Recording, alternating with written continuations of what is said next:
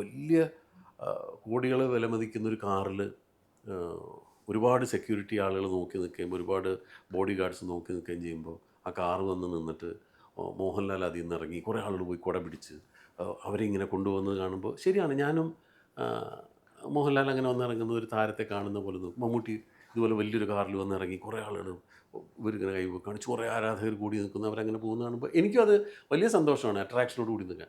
പക്ഷേ അതിനേക്കാൾ കൂടുതൽ എന്നെ മോഹിപ്പിക്കുന്നത് ആ പ്രൊഡക്ഷൻ വണ്ടിയിൽ ഇന്ദ്രൻസ് വന്ന് ഇറങ്ങിയിട്ട് ഒരു കോലാഹലമില്ലാതെ നടന്നു പോകുന്നത് കാണുമ്പോൾ ആ ഇന്ദ്രൻസിനോടാണ് എനിക്ക് ബഹുമാനം തോന്നുന്നത്.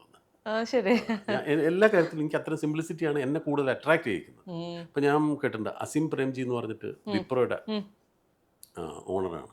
അദ്ദേഹം താജ് ഹോട്ടലിൽ വന്ന് താമസിച്ചാൽ താജിൽ സ്റ്റാഫിൻ്റെ അടുത്ത് പറഞ്ഞിട്ടുള്ളതാണ്. രാവിലെ അദ്ദേഹം ഓട്ടോറിക്ഷ പിടിച്ചിട്ടാണ് വിപ്രോയുടെ ഇവിടുത്തെ ഓഫീസിലേക്ക് പോവുക. അപ്പോൾ അദ്ദേഹത്തോട് പത്രക്കാർ ചോദിച്ചു, അപ്പോൾ അങ്ങെടുത്ത് കമ്പനി വണ്ടി, കമ്പനി വണ്ടി വരാൻ പറഞ്ഞാൽ കമ്പനി വണ്ടി വരും. പക്ഷേ കമ്പനി വണ്ടി വന്ന് ഞാൻ അതിനകത്ത് കയറി അത് ഇതിലൊക്കെ കറങ്ങി തിരിഞ്ഞ് ഞാൻ ഓഫീസിൽ എത്തുന്നതിനേക്കാൾ മുമ്പ് എനിക്ക് ഓട്ടോറിക്ഷയിൽ ചെന്ന് അവിടെ അന്നത്തെ എൻ്റെ മീറ്റിംഗ് കഴിഞ്ഞ് കാര്യങ്ങളെല്ലാം കഴിഞ്ഞ് തീർത്തിട്ട് എനിക്ക് തിരിച്ചു വന്നിട്ട് വൈകിട്ടത്തെ ഫ്ലൈറ്റിന് എനിക്ക് തിരിച്ചു പോവാം ആ, എന്ന് പറയുന്ന അസീം പ്രേംജിയോടാണ് എനിക്കെപ്പോഴും ആണ്. ഭയങ്കര റെസ്പെക്റ്റ് തോന്നുന്നത്.